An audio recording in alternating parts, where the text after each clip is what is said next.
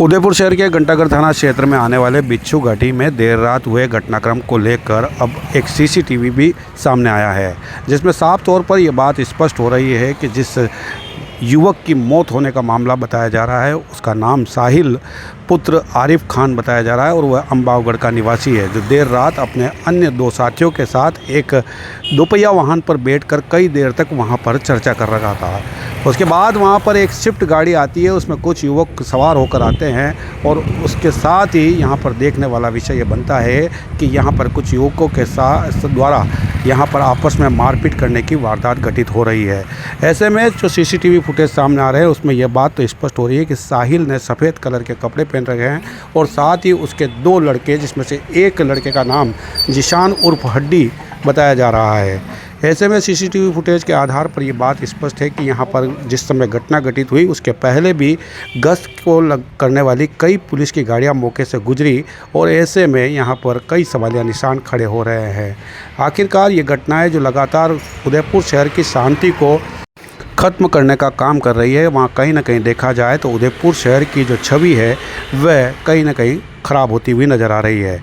फिलहाल CCTV footage के आधार पर यह कहा जा सकता है कि देर रात घटनाक्रम के बाद जैसे ही सूचना मिली उसके बाद जिला प्रशासन से जुड़े कई बड़े अधिकारी और कई थाना एसएचओ मौके पर पहुंचे और संबंधित घटनाक्रम को लेकर किसी प्रकार का कोई अपवाद न हो जाए, अशांति न हो जाए, उसके लिए व्यवस्था को काबिज किया गया। हालांकि सूत्रों के आधार पर यह कहा जा रहा है कि जिशान उर्फ हड्डी को पुलिस ने डिटेन कर लिया है, उससे पूछताछ की जा रही है और साथ ही आगामी जो अन्य अपराधी है उनकी तलाश की जा रही है। बीती रात को घटनाक्रम के बाद यह सामने आया था कि सैकड़ों की संख्या में कई परिवारजन और क्षेत्रवासी संबंधित महाराणा भोपाल चिकित्सालय की मोर्चरी और आपातकालीन इकाई के बाहर एकत्रित हो गए। सभी के द्वारा ये मांग की जाने लगी कि अपराधियों को पकड़कर कठोर से कठोर सजा दी जाए। हाल फिलहाल देखने वाली बात यह है कि अभी भी फ़िलहाल मोर्चरी के बाहर एक भारी पुलिस बल तैनात है और साथ ही परिवारजन की मांग है कि परिवार के एक सदस्य को सरकारी नौकरी और 25 लाख रुपए का मुआवजा दिया जाए। उसके तहत बताया जा रहा है कि जो उनकी माता है मृतक की, उनको कैंसर की बीमारी है और परिवार की आर्थिक स्थिति अत्यधिक कमज़ोर है। इस बात को लेकर हाल फिलहाल असमंजस के हालात है और शहर में एक बार फिर देखने वाला विषय यह है कि लगातार होती चाकूबाजी की वजह से कहीं न कहीं उदयपुर शहर की शांति व्यवस्था पर कई सवालिया निशान खड़े हो रहे हैं। बताया जा रहा है कि जिशान उर्फ हड्डी की जो अपराधी है उनसे टेलीफोनिक बात हुई थी और उसी आधार पर जो लोकेशन दी गई उस आधार पर स्विफ्ट में सवार होकर कुछ युवक फिलहाल घटनाक्रम को कारित करने वाले अपराधियों का जिन लोगों का नाम आ रहा है उनके अंतर्गत बताया जा रहा है कि ठोकर चौराया स्थित निवासी नईम और रूपनगर कच्ची बस्ती निवासी कुंदन का नाम फिलहाल सामने आ रहा है। हाल फिलहाल देखने वाला विषय यह भी है कि लगातार पुलिस अलग अलग जगह पर दबिश देकर अपराधियों को पकड़ने का काम कर रही है।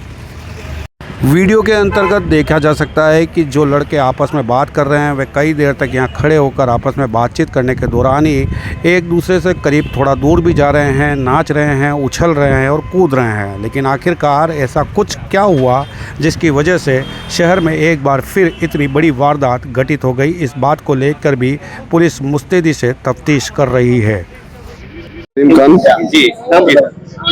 मैं अम्बावगढ़ सदर मोहम्मद तस्लीम खान, मेरे अंकल का लड़का है साहिल, उसके पापा का नाम है आरिफ खान, जो घर में अकेला कमाने वाला है।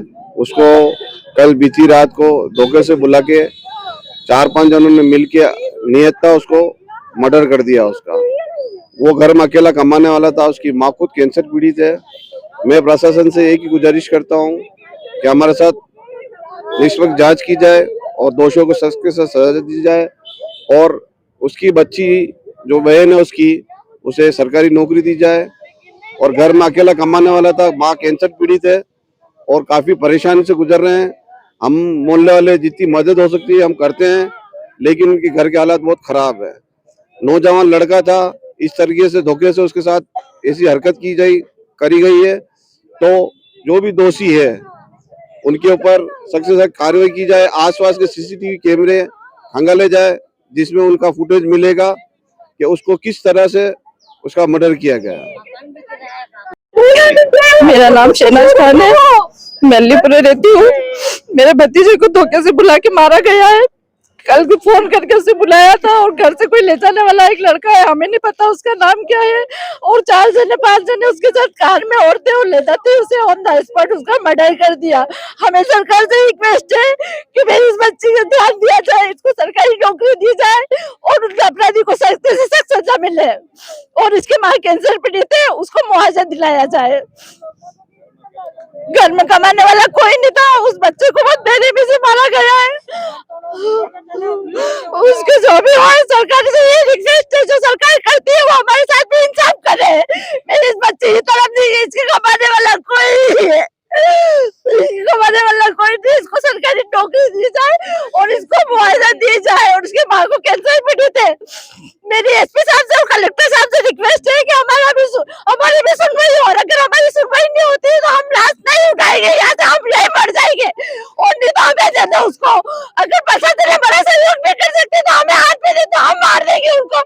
नहीं मोर कुंदन के नाम हो रहे हैं, लोग बता रहे हैं हमारे को, हमारा इंसाफ हो अभी क्या भी। अगर हमारा इंसाफ नहीं हुआ तो मेरे भी बच्चा नहीं उठेगा। मेरे बच्चे की कंडीशन देख लो, उसकी उस बच्चे की कंडीशन दिखाओ। मैं आ रहा था, मुझे उन लड़कों के बदले उनको बोलो मेरा भाई लाके दे, मुझे इंसाफ चाहिए। कैसे मेरे भाई को 10 मिनट में मार दिया उन्होंने, मुझे इंसाफ चाहिए। मेरे कानून से रिक्वेस्ट है कि मुझे इंसाफ दे। 10 मिनट के अंदर मेरे भाई को खत्म कर दिया।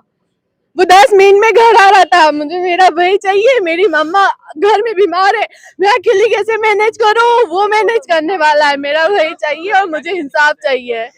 कुछ नहीं कहकर निकले थे, वो खाना खाने के लिए बाहर गए हुए थे, जितनी देर में उनके साथ उनको धोखे से ले जाके और 10 मिनट में उनको मार दिया, उनके ऊपर ऐसे कर दिया। 2 लोग थे, वो पहले से परिचित थे क्या आपस में? नहीं, हमें कुछ भी इन्फॉर्म नहीं था और एकदम से ऐसे कर दिया मेरे भाई के साथ।